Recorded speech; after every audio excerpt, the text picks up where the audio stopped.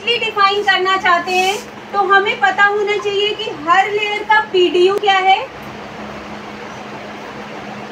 हर layer का function क्या है,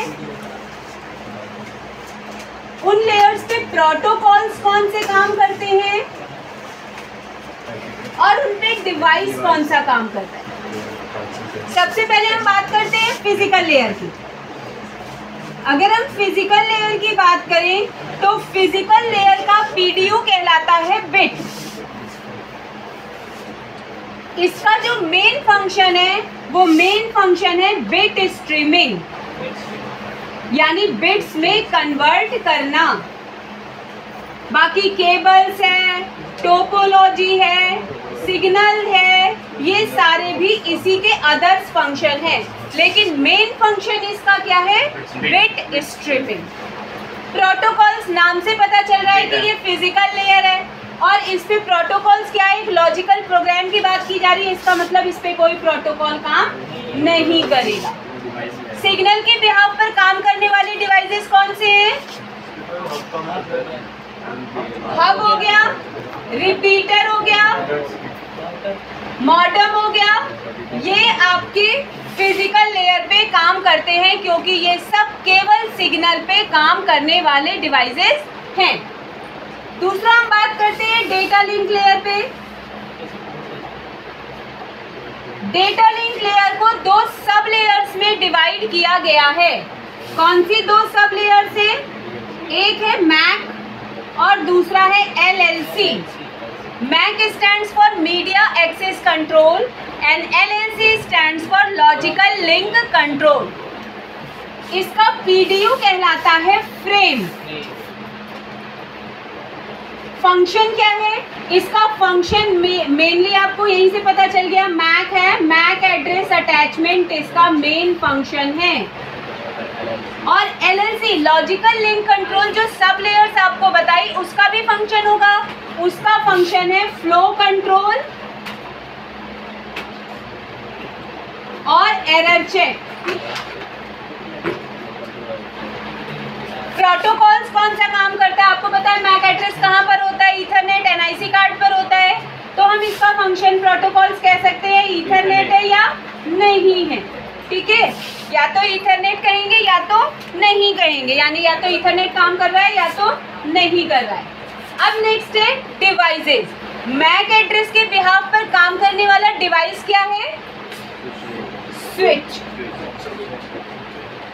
ठीक है, तो डेटा लिंक लेयर का पीडीयू है फ्रेम, फंक्शन है MAC address attachment, flow control and error check, protocols Ethernet और डिवाइस है स्विच, क्योंकि स्विच मैक एड्रेस के बिहाफ पर काम करता है। नेक्स्ट आपका आता है नेटवर्क लेयर। नेटवर्क लेयर का पीडीयू कहलाता है पैकेट। इसका फंक्शन जो मेन फंक्शन है that is IP address attachment.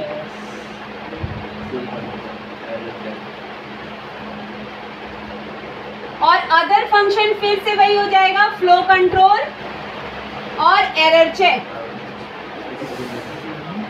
Protocol नाम से पता चल रहा है आईपी एड्रेस अटैच कर रहा है, तो इसके प्रोटोकॉल्स होंगे आईपी और आईपीएक्स। डिवाइस, आईपी के बिहाफ पर काम करने वाला डिवाइस कौन सा है, राउटर। याद रखिएगा, अगर आपको फंक्शन याद है तो आप डिवाइस भी निकाल सकते हैं और प्रोटोकॉल्स भी निकाल सकते हैं, क्योंकि आईपी एड्रेस अटैच हुआ तो प्रोटोकॉल आईपी हो गया और आईपी के बिहाफ पे काम करने वाला राउटर हो गया।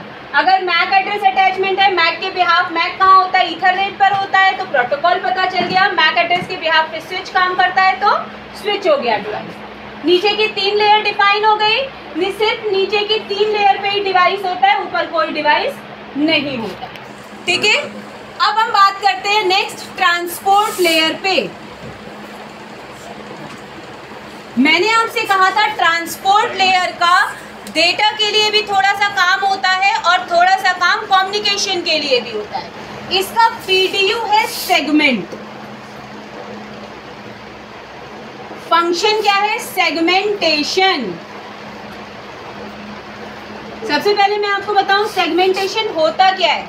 एक बड़ा डेटा पैकेट जो आ रहा है उसको छोटे छोटे सेगमेंट्स में डिवाइड करने के प्रोसेस को ही कहते हैं सेगमेंटेशन।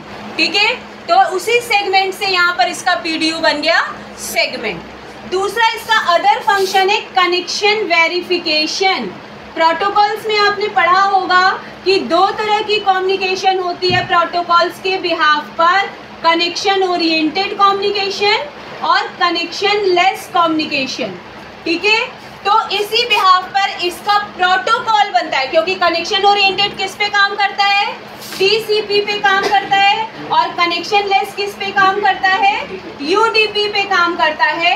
इसलिए इसका प्रोटोकॉल है टीसीपी और UDP. TCP for transmission control protocol, UDP for user datagram protocol.